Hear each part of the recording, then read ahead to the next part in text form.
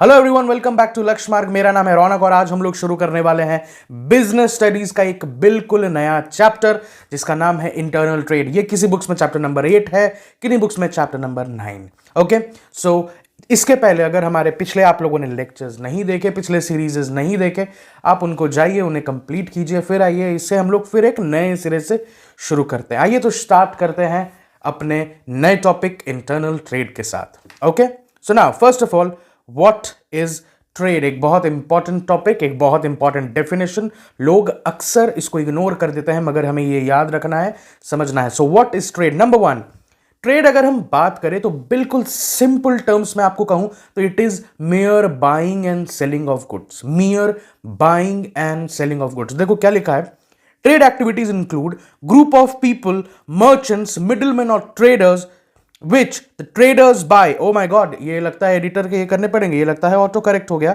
it will not be this buy, it will be buy वाला buy, buy वाला buy। तो आप लोगों को इस पे ध्यान देना है। तो traders buy goods from producers and sell them to consumers। now देखो नॉर्मल बिजनेस एक्टिविटी होती कैसे, ठीक है, हम लोग बिजनेस समझते हैं। there is an article, let's say there is an article, let's say एक साबुन है, okay, there is a soap। Now, what general practice of business is, एकदम ठेठ भाषा में आप उसको कम में खरीदोगे, ज्यादा में बेचोगे, कम में खरीदोगे, ज्यादा में बेचोगे। बचपन में आपने प्रॉफिट लॉस पढ़ा है ना, कम में खरीदोगे, ज्यादा में बेचोगे, ठीक है। तो जब आप कम में खरीद कर ज्यादा में बेचते हो तो आपको क्या होता है? प्रॉफिट होता है। और उसी पे तो हमारा बिजनेस का वो मेन पिलर है, प्रॉफिट के लिए ही तो हम बिजनेस करते हैं। ओके, सो नाउ कोई भी चीज है उसको हम परचेज करेंगे, क्या में? Purchase at lower prices and sell at higher prices। ठीक है, कोई भी बिजनेस कम में खरीदो, ज्यादा में बेचो। हमने क्या आर्टिकल लिया? सोप। अब होता क्या है, यह हुआ जनरल बिजनेस की आपने कोई कमोडिटी सस्ते में खरीदी, महंगे में बेची, मगर उसमें भी अलग अलग क्लासिफिकेशंस हैं। कैसे क्लासिफिकेशंस हैं?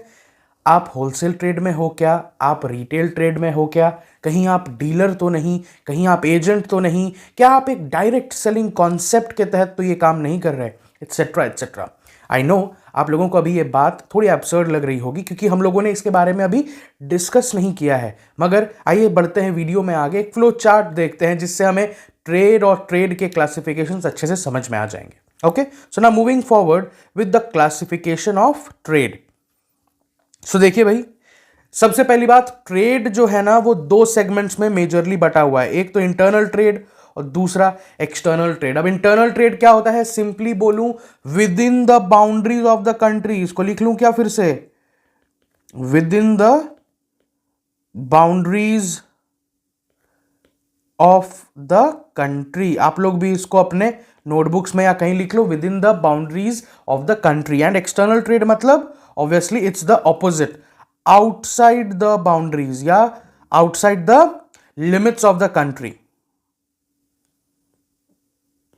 outside the boundaries of the country। now अब देखो क्या है, एकदम simple.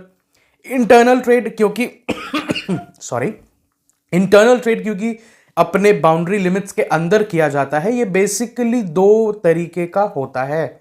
It is wholesale trade, it is retail trade. दो तरीके का, होलसेल ट्रेड और रिटेल ट्रेड। अब ये क्या होगा हम लोग अलग अलग पार्ट्स में तोड़कर आराम से डिटेल में पढ़ेंगे about wholesale trade and retail trade. External trade क्या होता है? एक्सटर्नल ट्रेड होता है where the goods are either sent outside the country और are bought from some other country. ठीक है, जब हम सामान अपने देश से बाहर भेजेंगे उसे हम क्या कहते हैं? उसे हम कहते हैं एक्सपोर्ट ट्रेड। ठीक है, यहां पर नहीं लिखा है बिकॉज हम लोग अभी इंटरनल ट्रेड पढ़ रहे हैं, तो इधर इट विल बी एक्सपोर्ट और दूसरा इंपोर्ट। अब इंपोर्ट किसे कहते हैं? सबको मालूम है, जब हम बाहर किसी कंट्री से सामान अपने देश में मंगाते हैं उसे कहते हैं इंपोर्ट। और तीसरा बड़ा अच्छा कॉन्सेप्ट है जिसको हम लोग कहते हैं इंटरपोर्ट ट्रेड। इंटरपोर्ट क्या होता है? इंटरपोर्ट जब हम एक कंट्री से सामान मंगाकर दूसरी कंट्री में भेजते हैं उसको हम कहते हैं इंटरपोर्ट। फिर से क्या क्या? एक कंट्री से सामान मंगा रहे हैं, दूसरी कंट्री में बेच रहा भी। ये कब होता है? देखो अक्सर इसका एप्लीकेशन अगर हम बात करें तो एक जगह पर होता है जो कि बहुत कॉमन है, where the other two countries are not having cordial relationship. For example let's say एकदम अभी लेटेस्ट में, for example India Russia and America, India Russia and America.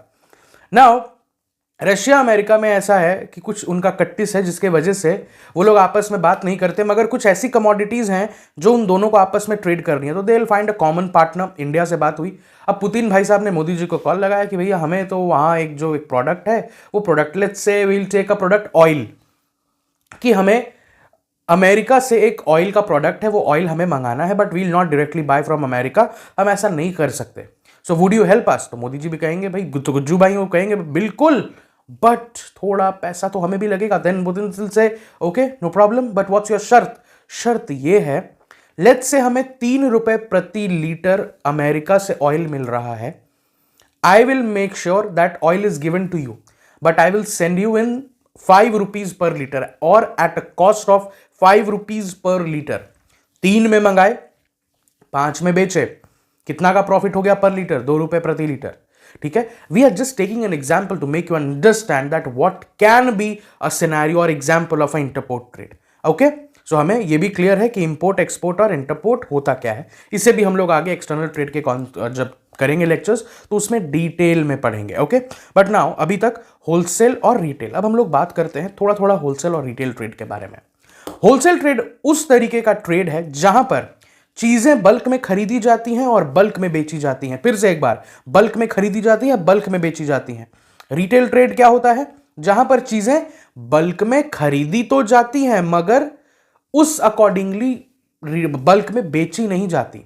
For example, जो एक होलसेलर होगा वो 5-5, 10-10, 20-20 पेटी एक बार में खरीदेगा और वो 5-5 पेटी करके बेचेगा भी. किसको? रिटेलर्स को. मगर जो रिटेलर्स होते हैं वो एक बार में 5 पेटी खरीदेंगे जरूर. They are not going to buy the products in the same bulk quantity as of wholesalers. वो एक जैसा सामान उतना ज्यादा नहीं खरीद सकते. और बेचने की जब बात आएगी तो होलसेलर्स बल्क में बेचते भी हैं, but retailers sell per unit basis. वो एक एक product according to the consumer needs बेचते हैं. अब बात आती है मार्जिन. तो होलसेलर का जो मार्जिन होता है वो कम होता है. क्यों? तो भैया they are selling goods at a very big scale. तो जब इतना सारा प्रोडक्ट आप बेचोगे तो कम मार्जिन भी होगा. तो नंबर ऑफ यूनिट से आप मल्टीप्लाई अगर कर दो तो ओवरऑल तो आपका बेनिफिट हो गया ना. वैसे ही रिटेलर के साथ एकदम उल्टा है. रिटेलर कम बेचता है, उसका मार्जिन ज्यादा है, तो अकॉर्डिंगली उसको भी उतना मार्जिन, उसका बेनिफिट उसको मिल जाएगा. ओके, तो नाउ होलसेल ट्रेड और रिटेल ट्रेड का जो हमारा पोर्शन है, we will cover that up in our upcoming video. Wholesale trade हम लोग आगे और 2 वीडियो बनाएंगे जिसमें हम लोग होलसेल ट्रेड के सर्विसेज पढ़ेंगे, होलसेल ट्रेड के फंक्शंस पढ़ेंगे to the retailers and everything, and उसके बाद हम एंटर करेंगे अपने रिटेल ट्रेड वाले पोर्शन में, जो कि एक काफी वास्ट पोर्शन है. आई होप आपको ये वीडियो अच्छा लगा होगा. बने रहेंगे इस पूरे सीरीज में अंत तक, so that we would be completing internal trade without any hiccups. Till then keep loving and liking our content. Thanks for watching लक्ष्मार्ग.